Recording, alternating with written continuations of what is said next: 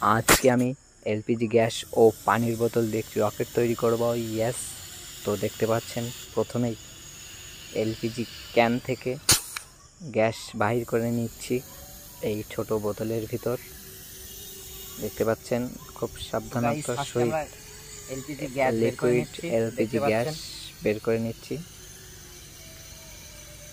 এটা এই যে পানি ভর্তি বোতলের ভিতর দিয়েই আমরা এক্সপেরিমেন্ট করব। তো গ্যাস বের করা হয়ে গেছে, খুবই সাবধানতার সহিত এটা আস্তে আস্তে বোতলের ভিতর, পানি ভর্তি বোতলের ভিতর ঢেলে দিব। খুব সাবধানতার সহিত 100 গ্রাম গ্যাস আমরা ঢেলে নিচ্ছি।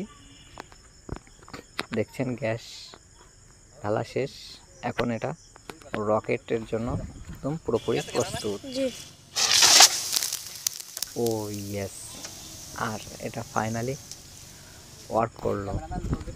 রকেট স্পিডে বোতল থেকে 2 লিটার পানি বাহির হয়ে এটা আকাশের দিকে উড়ে গেল।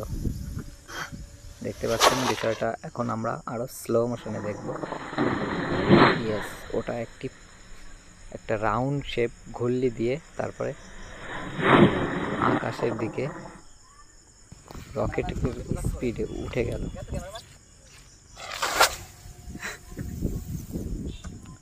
Wow, it's nice.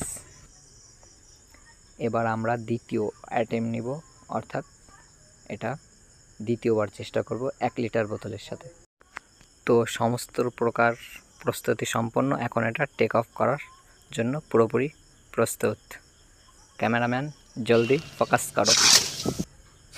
O yes, এটাও সফলভাবে টেক অফ করলো, লিফট অফ হলো।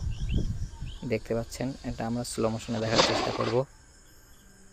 স্লো মোশনে দেখব এটা রকেটের স্পিডে মিলি সেকেন্ডের ভেতর বোতলটা হাতের থেকে রকেট স্পিডে এটা উড়ে গেল।